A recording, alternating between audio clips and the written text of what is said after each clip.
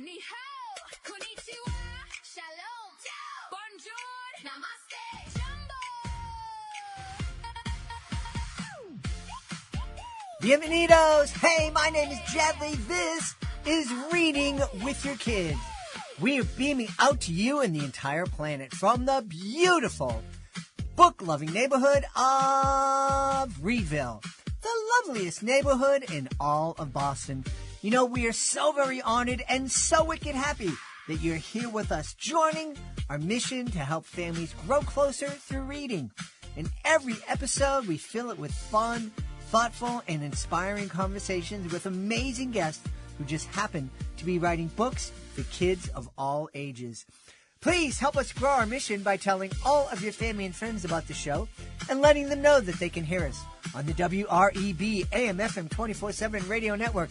And they can find us on the iHeartRadio app, on Spotify, Apple Podcasts, Good Pods, Podcast Addict, YouTube, Amazon Music, Audible, Player FM, wherever you find your favorite shows, you can find Reading with Your Kids. One of the things we love to do here at Reading with Your Kids is to welcome back guests to celebrate new projects, and that's what we're doing today. First up, Kelly Starling Lyons is here to celebrate writing magic, her brand new picture book. And Sudipta Bardem-Quillen and Lisa Hernandez are here to celebrate cats in conductor hats. Hey, my friends, we have a brand new Reading with Your Kids certified great read. And parents, grandparents, teachers, I'm going to ask you to trust me on this one, because I'm about to let you know that we think Fart Boy and Reeky Dog Dino Doom is a fantastic book, and we've named it a certified great read. And yes, it's exactly as ridiculous as it sounds.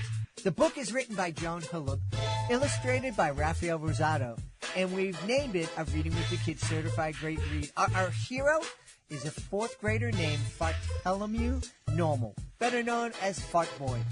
And I'm pretty sure you can guess what his superpower is. This time, Fart Boy and his friend Carl are headed on a school trip to the Stinkstonian Museum. Sounds innocent enough, except the dinosaur skeletons start demanding their missing bones. Professor Gravy Pants shows up. There's an alien gadget that can send people through time. And before long, Fart Boy, Carl, their classmate Liz, and Reeky Dog find themselves dealing with living dinosaurs, prehistoric danger, and even the asteroid that helped bring about the dinosaur extinction. Now, here's what really surprised me about this book. Yeah, there are fart jokes. Lots and lots and lots of fart jokes. And kids are going to love them. But Joan Hullab uses all of that silliness to sneak in some really interesting science. Kids learn about dinosaurs, fossils, paleontology, and the extinction while they're laughing.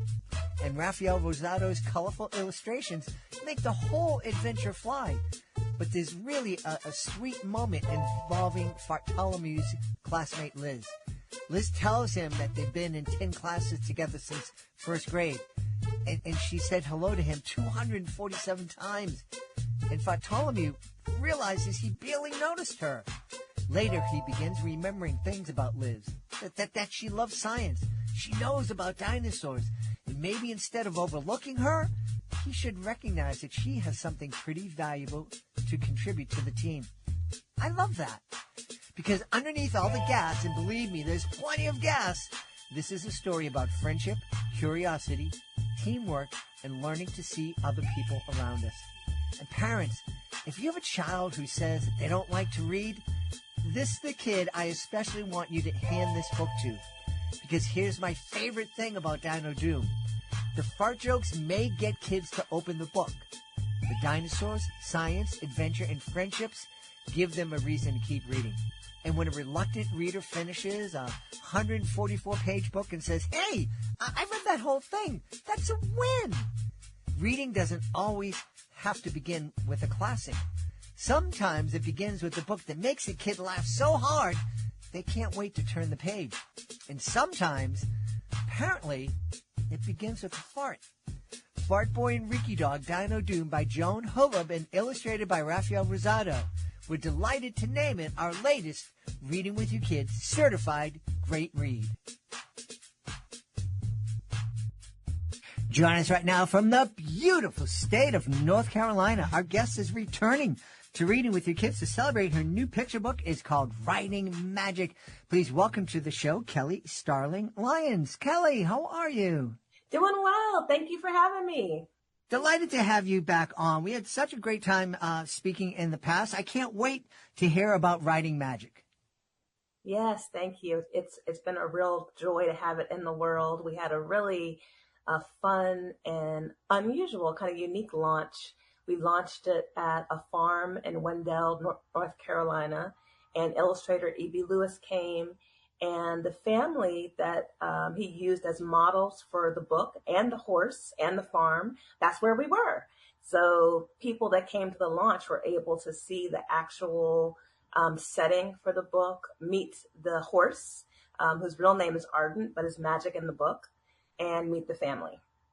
Awesome. So your illustrator went out and found this farm and this family and horse, or did you already know the horse and the family and create the story from there? Well, it's actually funny because I know the family, but he didn't contact me. He contacted a mutual friend, Dare Coulter, his Coretta Scott King Illustrator winner, and asked her if she had, any ideas of someone that he could use as a model for the book. And it just turned out that her name is Caitlin Gooch, and she goes by the Black Cowgirl.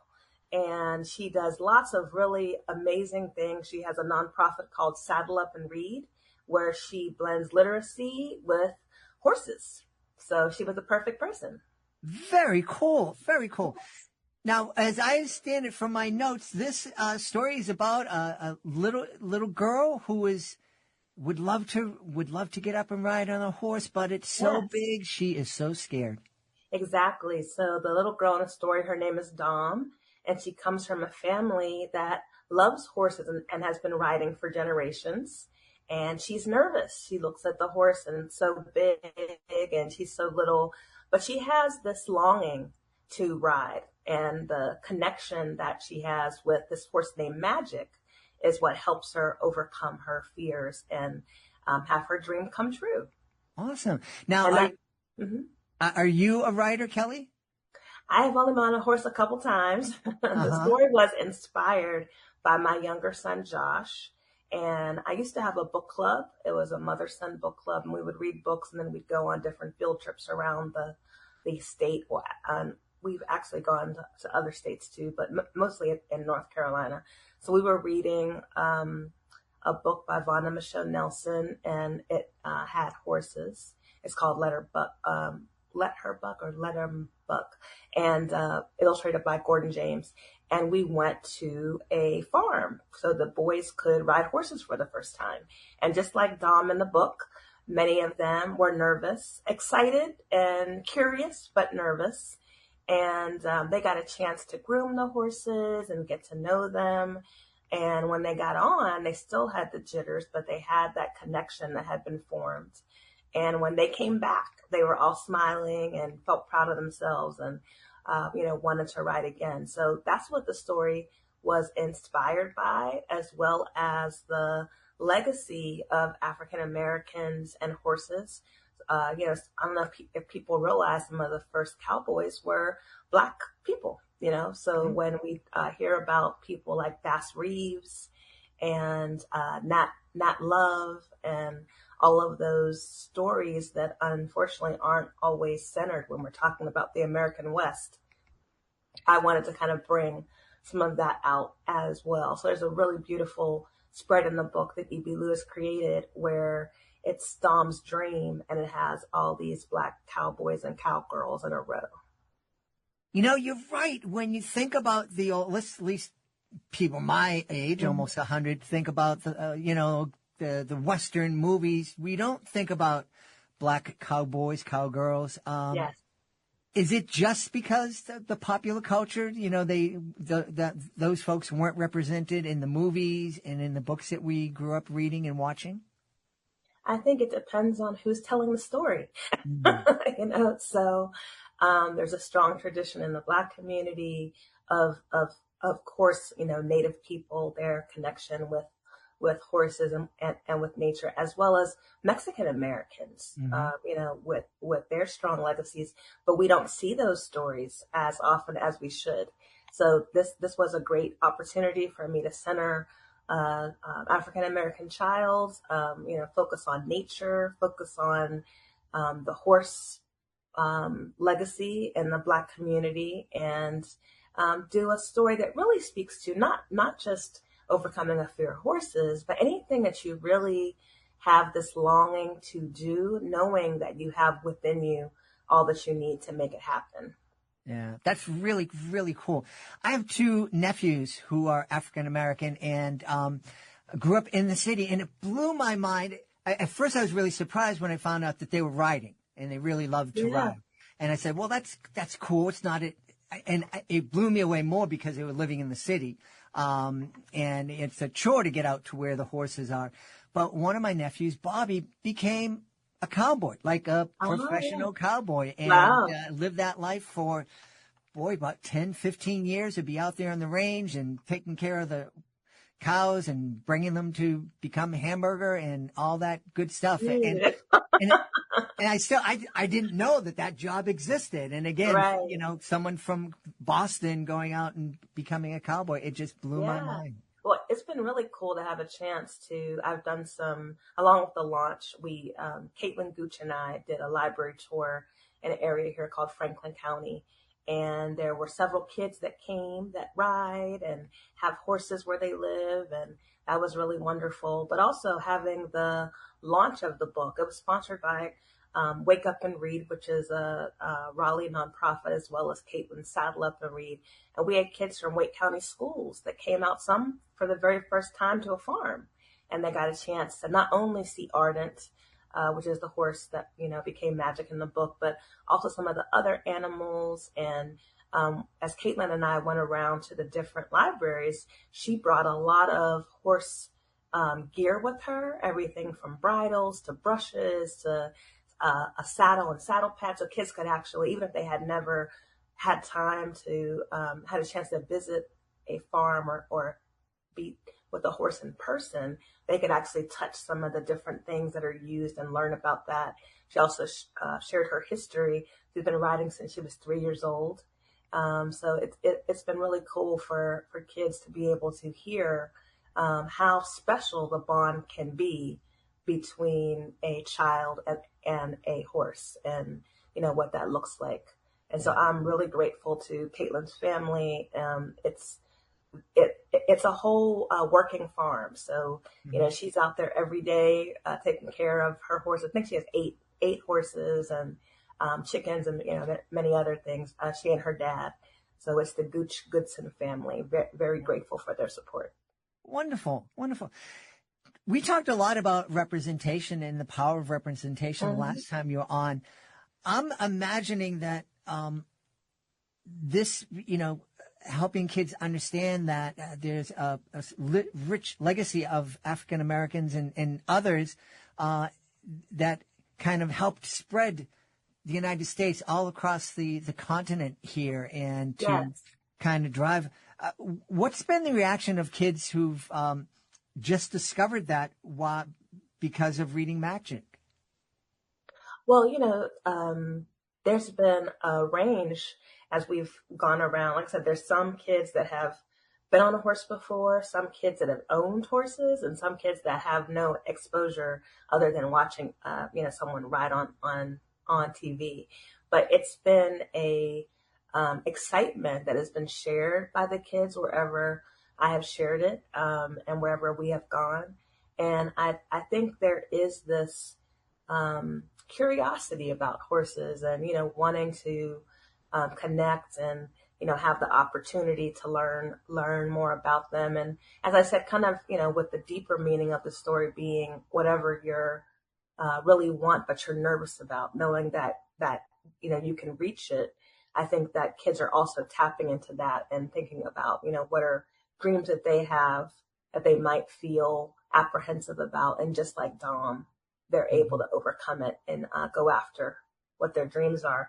And I'm very grateful for, we have a wonderful educator guide The book is 32 pages. The educator guide is 40 pages. So shout out to the educator, Keisha Rainey Howe, that did the educator guide. But it has a lot of history about African Americans and horses. It has information on different types of horses. It has art activities, writing activities, some geographic things. So it's a great opportunity for parents as well as educators and people in the libraries to extend the meaning of the book when they're sharing it. Yeah. Tell me, what's it like been like, we've talked here on the podcast about the fact that it's oftentimes unusual for an author and illustrator to have any kind of communication with each other. You've actually gone out and are doing book tours with your illustrator. Yeah, that's been great. How's that? It's been a lot of fun? Yeah, so E.B. Lewis and I have known each other for a long time. We have a previous book together, which is called Tea Cakes for Tosh. And so it was really lovely to get a chance to work with him again. And we, along with the launch that we just had, we'll be sharing the book together in Philadelphia at the Free Library of Philadelphia. And then our big exciting thing, we're going on a trip with 10 other Black children's book creators. We're going to France. So we're going to be there in September and sharing the story at the American Library in Paris. So that has been, just such a dream come true to have a chance for the audience that we're sharing with to not only hear my inspiration for the book, and I often weave in writing tips. And in the case of writing magic, there's a lot of onomatopoeia, so we talk about that. But then EB can talk about his process and how, he actually went to the farm and took pictures and posed people how he wanted them to be, and then took those pictures back to his studio and using watercolor, made these beautiful paintings. So it's really cool for the kids and families and children's book lovers to get a chance to hear both sides of the creative process. Yeah. I'm imagining writing magic would be a great way for a kid to just start to imagine what it would be like to not only ride a horse, but to do something that they may be afraid to do and nervous to do. Yeah. What kind of conversation do you think families can have that would kind of help their kids start thinking about things and doing things that maybe seem overwhelming to them? Yeah, I think, as you read the book and you see Dom's kind of reluctance, but you also feel her, really, like I expressed a longing to ride as an opportunity to open a conversation and ask questions. Are there things that you really want to do, but you're nervous about? Let's talk about those. And I think it's important when you have this conversation to actually share for the adults to share some moments that they may have now or they've had in the past too, where they've had things that they're nervous about, or maybe they're still nervous about, but they want to do, and just have it be a family conversation. And, one of the things in the book is the parents and Dom's older sister are so encouraging, but never pushy. They still let Dom go at her own pace.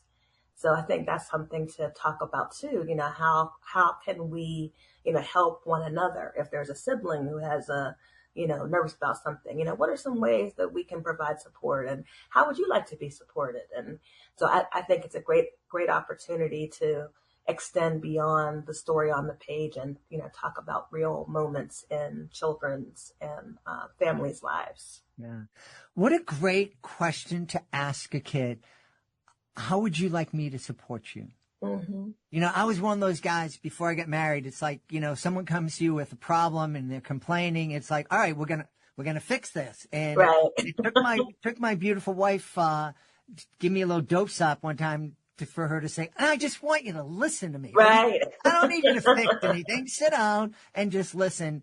And, boy, just to be able to help our kids, show our kids that, hey, I want to be here for you, but I don't want to, make the rules. You tell me how I can help you. And I think it would be a great lesson. Hopefully, a kid wouldn't have to wait until he's ancient to have his wife Right. in a dope slap and learn that. Tommy, you mentioned Bass Reeves earlier in the show, and Mm-hmm. people listening may not realize it, that Bass Reeves was the real life person that the Lone Ranger All was right. based Yeah. on. How Yes. crazy is that we I have this know. mythical character Yeah. that's the inaccurate race? Exactly. Yeah. So it's, definitely, I have hats off to authors like I mentioned Vonda Michelle Nelson. She also has a award-winning book about Bass Reeves. So, for those who are curious, pick it up and, read it and, learn about that history. And I think, when we look at the stories that are told, it is important to consider what point of view is being told from. So, if in schools there's a unit around the American West and the primary narrative is only showing one segment of who we are, that's an opportunity to kind of bring in other perspectives and other cultures and, have this kind of full breath of the, real beauty of the diversity of the nation as represented by the, different, cowboys, cowgirls, people that have been caring for horses for centuries, generations. I think it's a great, and it's also a way for all kids to see themselves in that experience, not just in books we read, um, you know, that are contemporary, but to see themselves throughout history. So they know that this is nothing new. This is a long legacy that has been carried forward. And then I often, when I go to schools and I say, if you read a book and you don't see yourself in the book, what can you do? And my presentations, usually have them come to, we can write ourselves in. So I think that's an opportunity too, that if they are reading some history and they feel like there's something missing, that's a chance to, one, do research. Mm-hmm. I think that that's underrated, Uh-huh. and nowadays becoming a little more challenging and, kind of being positioned in a different way than it has in the past because, so many people, AI, as you're using it can be a tool for, getting down the information, like transcribing interviews, but using that as a primary source for research is, problematic. So I think that, having kids understand that they can go to books and they can go to libraries and they can, really find this information that they may not have at their fingertips easily on the computer is Yeah. something that can also be shared. Yeah. And I love that we're hopefully starting to have conversations with our kids about where you're getting your information, who is telling the story, and Right. That's even to the important. point, if you show them, well, we get this thing that happened, and this network says this is how it happened. This network says something Yeah. completely different. How are Right. we going to find out what really happened? Right. I mean, that's the critical thinking part that is, it's really imperative that we teach that to our kids, especially, I think, in this time where there's so many different, um, versions of the truth, of what truth is. And it's up to us to, educate ourselves and come to our own understanding. And if you just rely on whatever news that you're watching, then you're missing the whole picture. So Right. I think that, critical thinking is something that I hope that all books kind of encourage kids and teachers and parents to, help them um, develop and foster in their learning. Yeah. Hey, Kelly, one of the things that we've had some amazing interns on our team over the Hmm. years. And one of the things that one of them suggested is that I close most interviews by asking our guests a kind of a simple question, but Okay. what would you like for a kid to hear from someone they love when they go to bed tonight? Mm. I would love for them to just hear that I see you, I value you and I love you.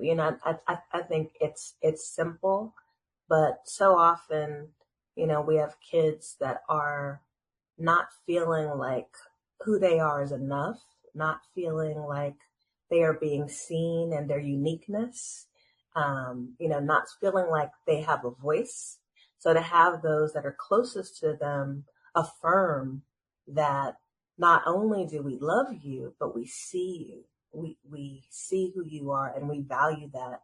I think that is something that can help to build a child up and to fortify them as they go into the world and face all different kind of situations. We hope that our kids are in loving spaces, and schools and libraries certainly give lots of that. But there are also, challenges everywhere you go. So I think the more that we can pour into them with, love and kindness and affirmation that they matter, then the higher they can soar. Yeah, I love that. I agree. That's a wonderful thing to hear at night. And a great way to put that into practice is just every time we read with our kids. Right. Sit down when the most important person in their life puts everything down to spend 20 minutes reading and talking with the kids. I love that. Yes.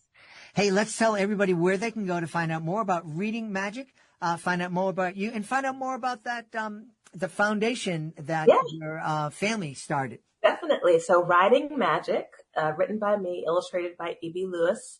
It's published by Nancy Paulson Books. It's part of Penguin Young Readers. You can get it anywhere books are sold. I love indie bookstores, so please support the independent stores. Something really cool with this book, I had never done an audiobook myself, and this one has my voice. So if you get the audiobook for Writing Magic, that is me reading it. So check that out. And then the nonprofit, I mentioned two, but I'll start with Saddle Up and Read. That was founded by Caitlin Gooch, who goes by the Black Cowgirl on Instagram and does so many wonderful things where she takes, some people have seen the programs where kids will go to libraries and be able to read to dogs, because it kind of makes them feel more comfortable. They're like reading to a friend and the animal doesn't judge. And so Caitlin has kids come and read to horses, which is really cool. Yeah. And then the other charity that's here that co-sponsored the launch is called Wake Up and Read. And that's with Wake County in Raleigh, North Carolina. And they make sure that kids have home collections. There's so many kids that don't have books at home. And so they make sure that every child gets several books that they can call their own and take home to start their own collection. Wonderful. And do you have a website? My website is just my name, Kelly, Kelly, Starling, like the bird, Starling, Lyons, Lyons.com. We've had a really wonderful time speaking to the author of Writing Magic. It's the new picture book from our guest, Kelly Starling Lyons. Hey, Kelly, thanks for being back with us on Reading with Your Kids. Thank you so much for having me. Thank you for your wonderful work. Hey, for all the authors that are listening to the show, your book deserves more than just a sticker. If you've written a children's book, can I ask you a question? When your book wins an award, what happens next? For many authors, the answer is not much. You've received a beautiful seal. You celebrate for a couple of days. Maybe you post it on social media, and then life, it moves on. And your wonderful book goes right back to waiting for readers to discover it. At Reading with Your Kids, we believe authors deserve more than that. That's why we created the Reading with Your Kids Certified Great Read program. Yes, we carefully review books and celebrate the ones we believe truly deserve to be called Certified Great Reads. That's only where the adventure begins. We create a complete celebration all around your book. A professional review, retailer reviews, a custom announcement video, original social media content, press release, podcast features, marketing ideas, beautiful graphics, and our signature 30-day celebration adventure. A simple, practical guide designed to help you introduce your book to more families, more schools, more libraries, more bookstores, and more communities that are already looking for books just like yours. Because here's something we've learned after interviewing thousands of authors. Great books don't always become successful books. Successful books are the ones that are discovered. Our mission is simple. We want to help your book find the families who need it most. If you'd like to learn more, please visit readingwithyourkids.com and click on the Authors Click Here button up at the top of the page and scroll down to Certified Great Reads. Let's work together to help more kids fall in love with reading, one wonderful book at a time. You know, one of my favorite family memories growing up, and honestly still today, is gathering around the grill in the summertime. Good food, kids running around, laughing, maybe somebody reading on a picnic blanket while dinner cooks. There's just something magical about it. And speaking of cookouts, I want to tell you about a company our family has been enjoying called Big Fork Brands. Now, friends, this is not ordinary cookout food. Big Fork makes incredible bacon sausage, craft jerky, meat sticks, and those amazing Chicago-style sauces that instantly level up burgers, hot dogs, fries, all your cookout favorites. Their bacon sausage is kind of legendary. They combine hardwood smoked bacon with premium pork and create flavors like hickory and applewood, maple and brown sugar, and spicy 3-pepper. Honestly, it sounds fancy, but it's really just fun, delicious food families can enjoy together. And another thing I really appreciate, they work with small Iowa farms, raising heritage hogs outdoors without any antibiotics. So there's a real commitment to quality and sustainability behind everything they make. So here's my challenge to you this summer. Plan a read together cookout night. Fire up the grill. Put the phones away for a little while. Enjoy a great meal together. And in the evening, reading together as a family. And to help make it happen, Big Fork Brands is giving our listeners an exclusive 20% discount. Just head on over to bigforkbrands.com and use the promo code READ at checkout. Great food, great conversation, great books. That sounds like real magic to me. Our guests today are returning to Reading with Your Kids to celebrate their brand new picture book, Cats and Conductor Hats. Please welcome to the show first from the beautiful state of New Jersey, Sudipta Barnum Quallen. Sudipta, how are you? I am doing great. It is so great to be back with you. So happy to see you. And also joining us is the illustrator, Lisa Hernandez. Lisa, how are you? I'm good, Jet. Thank you so much for having us back. Appreciate it. I'm delighted to have you back. Cats and Conductor Hats. It's a sequel, Sudipta, to Cats and Construction Hats. I love it. You got a cat thing going on. We are trying to get a cat thing going on. Absolutely. Yeah. Now tell us about Cats and Conductor Hats. What's the story all about? All right. So, we are returning to the world of our cats that we met in Cats and Construction Hats, the first book, except we wanted to make it new and different. And so if you take a look, they're not the exact same cats. There's a lot of similarity, but they're not the exact same cats. I think it's kind of interesting that we were going to do a second book from the beginning. The publisher had planned on that. And I think we had ideas about doing chef hats or fancy hats or something like that. And it was actually my editor who suggested that maybe the kids who were into construction, they might also be into trains. And it was just a really great setting that still allowed us to kind of show the teamwork that we showed in the first book, but in a different way, in a more focused way. And it let us take the cats on a little journey, which is always fun because we could see more of their world in the beautiful illustrations that Lisa did. Yeah. Lisa, your illustrations are really, really fun. I've had illustrators, and it's been really funny. I've had illustrators tell me that, drawing this thing was really difficult, and it made it hard because I had to draw this thing like 800 times in this graphic novel. Any trouble drawing the trains for the cats? Oh yeah, the train on the cover went through many iterations for sure. Just trying to find I think when I was first working on it, I felt it was too realistic. It was too modern. It didn't quite capture the same spirit as the construction vehicles did. And the thing that was the hardest was I was trying to render it in a more three-dimensional than, whereas in construction hats, all the vehicles are very flatly rendered, if that's even a word. They were very flat anyway, and so more two-dimensional as opposed to 3D. And so when the cover was what I worked on first, and I knew something wasn't right, so it just wasn't working, and I went back to the drawing board many, many times before we finally got to something that had a kind of 3D-ish look to it, but still kept the spirit of construction in that sort of same vein. So the vehicles are hard for me. I don't know why, because I mean, you could look at them and say it's a bunch of boxes, squares, and circles with straight lines, but no, I struggled a lot. I'm much happier drawing cats, for sure. Well, it's funny that, the first time it happened, the illustrators tell me how difficult it was drawing a bike. It was a story about a bike, and I'm looking at the art. I'm like, going, it doesn't look all that complicated to me, but I have zero skill when it comes to creating art. Definitely, yeah. Bicycles in the Illustrator world are talked about a lot about being difficult to nail, but there you go.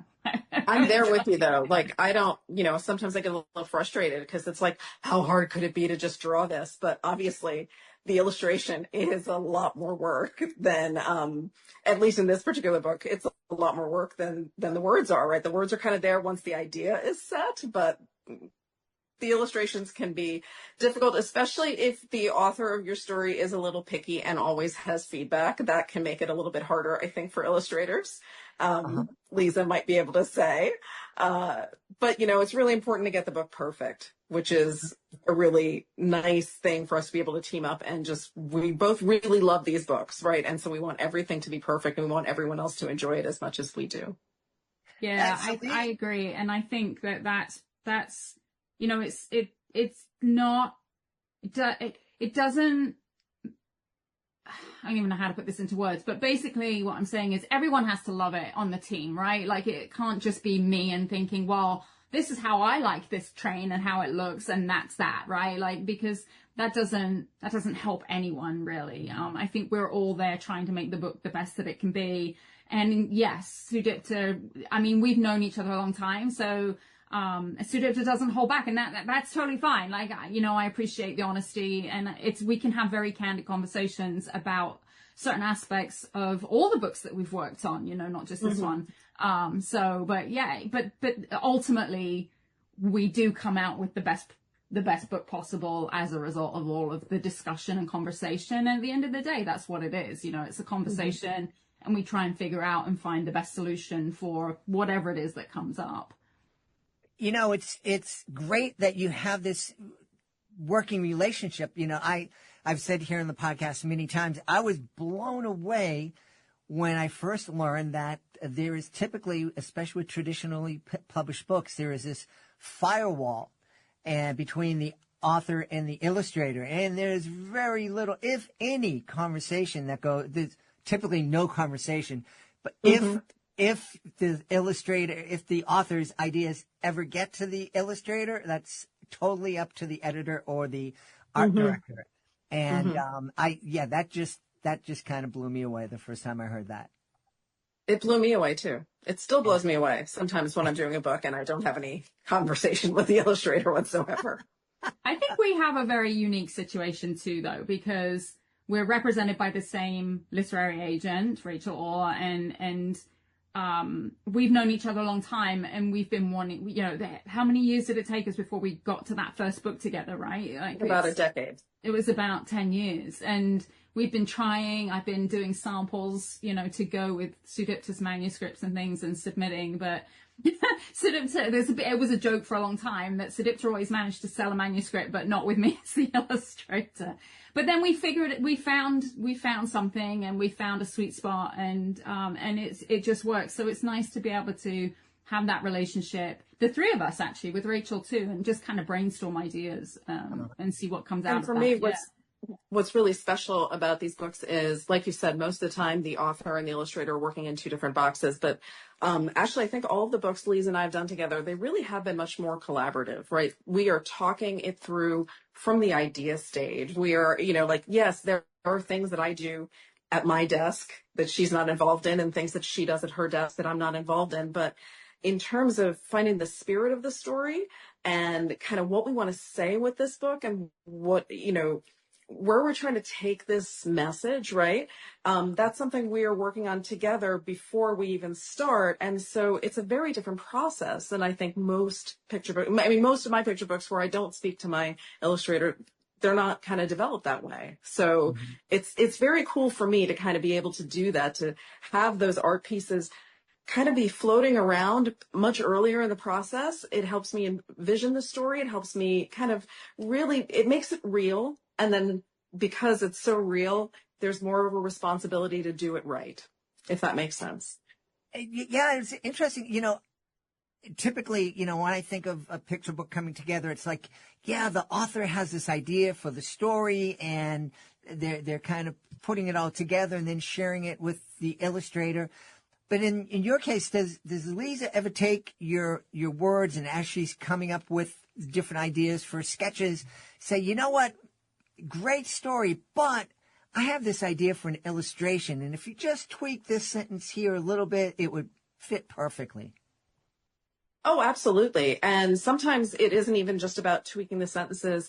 It's about kind of the interesting things you can do visually that you can't always do in the words because you're so kind of restricted in the words. And I'll give you two examples. The first is, if you look in both of the Cats books, there are little rats that are running through, and the rats are having their own little adventure. And obviously rats are not mentioned in the text anywhere, but for you to really appreciate the story, you've got to be looking for those details and following not just the cat story, but the rat story in both cases. So there's one. And then the other is, Lisa puts a little Easter egg in all the books that we do together.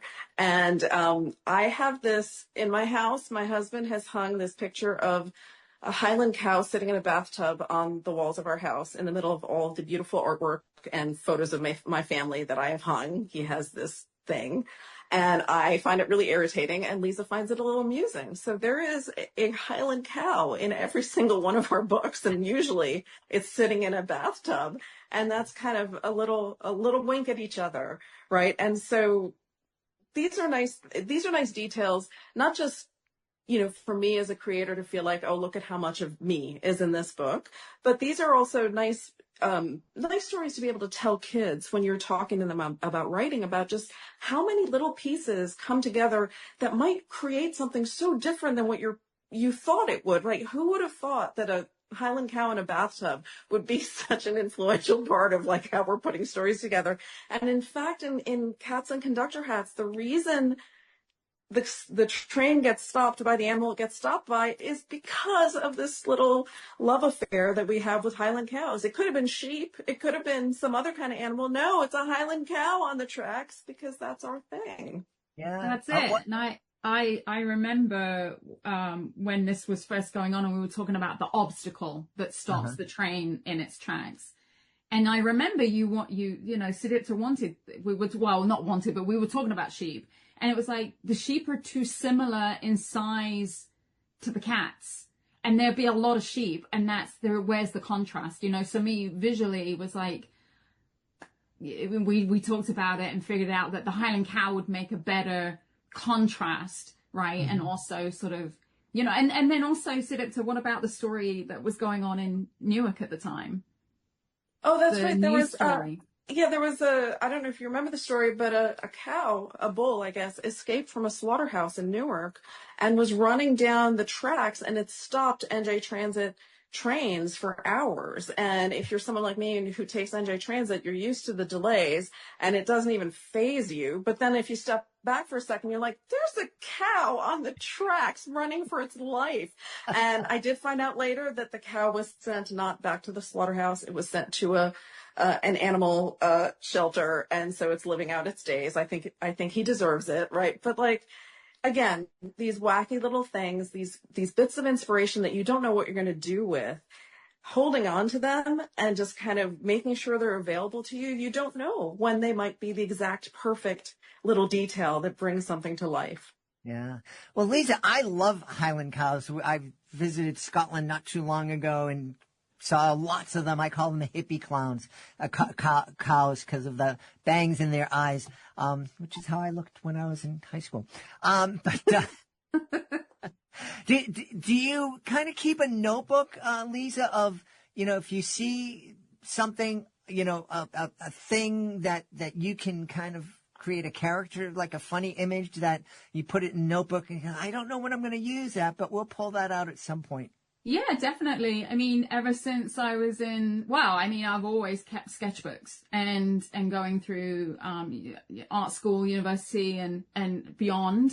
I've always carried a sketchbook, whether it's just a little notebook or a bigger sketchbook. And sometimes I'll spend the day, I'll go to the local zoo or to a wildlife park, and I'm always constantly sketching, looking at the world around me. And yes, you're right. Like sometimes I don't know what it's going to be for. I just find it interesting to observe, record my visuals, whether that's a quick loose sketch or I spend the day and I take my paints or my pencils and things like that. It really depends. But I'm constantly I have volumes and volumes of sketchbooks for sure. And lots of them, that some of them have very realistic drawings in. Some of them are a little more whimsical or character based if they're ideas that I'm just trying to kind of record. But yeah, I mean, I wouldn't be able to do what I do without all that, because that becomes my visual library of reference. Mm-hmm. I'm curious, Lisa, when you're creating these illustrations and you're throwing in the Easter eggs, is there a little kind of a sinister part of you just kind of thinking, oh, wait till they see this?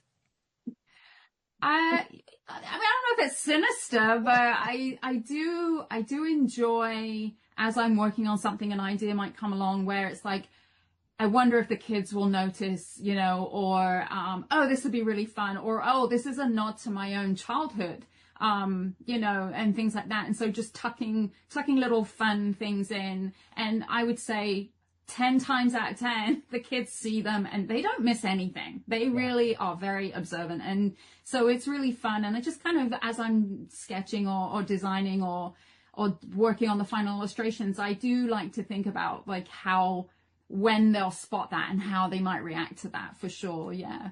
Yeah. What about you, Sudipta? Do you carry around a notebook or make a phone memos on your phone of, oh, there's a crazy idea, an egg falling from a tree or whatever? Yeah, so I have a Google Doc that is just my whole list of ideas, and it's very long because, as I tell kids, ideas are actually not so hard. Ideas can be easy. It's taking the idea all the way through that is the difficult part. And sometimes also separating out the good ideas from the bad ideas. That can be a little challenging as well. But yeah, I like to write them down. I also sometimes will forget to put it in my Google Doc, but I will text someone right away. I will text my agent, or I might text Lisa, or I might text another colleague of mine and just be like, what do you think of this idea? And, the answer is always like, sure, work on it, which is, not all that helpful, but it is at least written down in my text, and then I can search through there and find it later as well. Yeah. I'm wondering, Sudipta, now you were sharing with me before we hit record that your husband is raising bees. He is raising bees. Have any bee stories popped into your head yet? Not yet, but I definitely think about it because it feels so natural to just kind of spring forth. So many of my books come out of my own life, right? Another book that Lisa and I did together, Roxy Loves Adventure, that's about my actual dog, Roxy, who we take on lots of adventures. And, we talked about the Highland cow in these stories. And, there's so many little details from my life that I work in, sometimes on purpose, sometimes it just happens organically. So it's buzzing around in my head. See what I did there? It's buzzing around in the background. We'll see what happens with that. Do you think you'd have trouble with 1,000 bees, Lisa? 1,000? Yeah, probably. I don't even know how, I don't know how I would do that. We could be I don't know. Have to think about that. Now you've got her buzzing with ideas too. And are we gonna put the Highland cow on top of a bee flying around? All sorts of ideas here. Yes. So that would be an example of something that I might say is not the best idea, but it's definitely an idea. But you never know. So Dipta, what's next for the cats? I know that the original book just came out as a board book. That must have been pretty exciting for you. It was. It really is. It's such a great book for the board book format because the colors are just so great for babies. And I do know that lots of parents are buying these books for their very young children, and having a more indestructible form is definitely something that is nice for them. So it's been really great to have that. It just feels like the story's gotten a new life, right? In this new format. So that's fun. As for what's next, I'm not sure. I kind of want to do like an astronaut thing. Or fancy hats, I think would be really fun too, just to see cats, and also like maybe they're at the races and they have all their fancy hats on. I don't know. We haven't made any decisions yet, but certainly there are a lot of ideas that are just kind of jumping around. If we do go forward, obviously it's going to be a conversation not just between me and Lisa, but the editorial team. Yeah. Mm-hmm. Will also be involved because, like with conductor hats, sometimes that idea comes from someone who isn't as close to us, who can see the whole board a little bit more, and they can bring a fresh take in that we weren't even thinking about. So yeah. Well, I can see astronaut hats, cats in astronaut hats. It's spaces, back in everybody's hats and attention. Cosmic hats. Cosmic hats, yeah, I can see that. Fancy hat, okay. Baseball hats, not some. You're probably a New York Yankee fan, so we won't go there. I'm not a baseball fan, so okay. Whatever. What's good? Not Yankees. And never mind. That's a whole other thing, right? Let's tell everybody first, Lisa. Let's tell everybody where they can go to find out more about cats and conductor hats and find out more about you. Oh, so it's lisaworks.com, but you can find me also at lisaworks on Instagram. And the Cats and Conductor Hats is on the Random House, Penguin Random House website. But there are also links all over the internet, actually, or your local independent bookstore, of course. Yeah. We really love when our listeners go and support their local indie bookstore. We also love it when they go and request the book at their local public library. It's really a great way to help an author, but also help the families in the community. So, Dipta, where can we go to find out more about you? All right, you can go to my website, which is just sudipta.com. I'm also on various social media, but I'm trying to wean myself off of it because it's getting a little much. But I do pop up every once in a while. And in terms of finding the books, definitely go to your library, your public library, your school library. A lot of those places have already pre-ordered the book, which is great. And just please, if you like the book, share it. Share it with someone else who loves books, who loves cats, who loves any of this stuff. Picture books are a conversation. It's a conversation that starts with me and Lisa, and it doesn't end until the reader is involved. And we don't always get to meet that reader, but we'd like that conversation to extend to as many people as we possibly can. Beautiful. I love it. We've had a great time speaking to the author and illustrator of Cats and Conductor Hats. Sudipta, Lisa, thanks for being back with us here on Reading with Your Kids. Thank you so much for having us. That's a wrap for this episode of Reading with Your Kids. If this episode made you smile or gave you something to think about, please consider sharing a link to the show with someone you love. Leave a 5-star review and, of course, subscribe to the show wherever you find your favorite shows. We'd also love for you to connect with us on social media, facebook.com/readingwithyourkids, at Reading With Your Kids on Instagram, at Jedley Magic on X, our YouTube channel, youtube.com/readingwithyourkids, and our website, readingwithyourkids.com. That is the place to go if you would like to learn how to be a guest here on the podcast. Being a guest, it's fun, it's easy, and it gives you the chance to tell thousands of Kidlit fans all over the world about your fantastic children's book. I want to thank the folks who made today's show so wonderful, starting with our amazing guest, Kelly Starling Lyons. Please be sure to check out Writing Magic. Also want to thank Sudipta Quellen and Lisa Hernandez. Please be sure to check out Cats and Conductor Hats. I want to thank my team, Daylene Rose, Advina Lopez, Chris Doherty. I want to thank my beautiful wife for all the love and support she gives me. Most of all, we all want to join together to thank you. Thank you so much for taking the time to join us today. And as always, thank you so very much for for taking the time to make the world a better, more empathetic, more caring place. And thank you for taking the time to give your kids the very best opportunity to be successful and happy in life. And you do that every single time you read with your kids. I'll be looking for you in the next episode of Reading with Your Kids.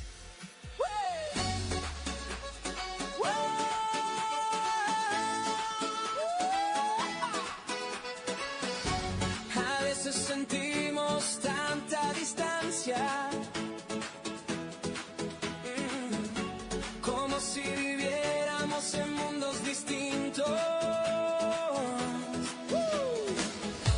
Pero la bondad es una chispa mágica que conecta a todos los niños. Si miras dentro de tu corazón, verás que no somos tan diferentes. Después de todo, vamos a derretir los muros que nos separan. Con amor y bondad el odio siempre se desarma. La magia real nace cuando celebramos todo lo que nos une. Juntos brillamos.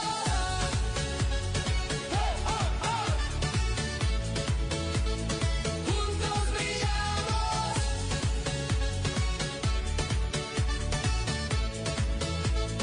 Juntos brillamos. Reímos en todos los idiomas. Oh, bailamos cada uno a su manera.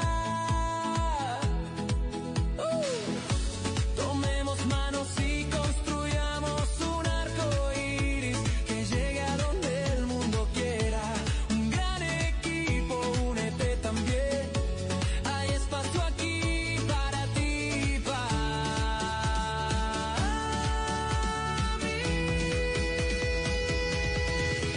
Vamos a derretir los muros que nos separan. Con amor y bondad el odio siempre se desarma.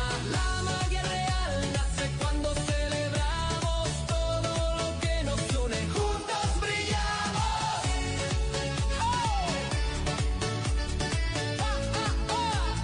Juntos brillamos.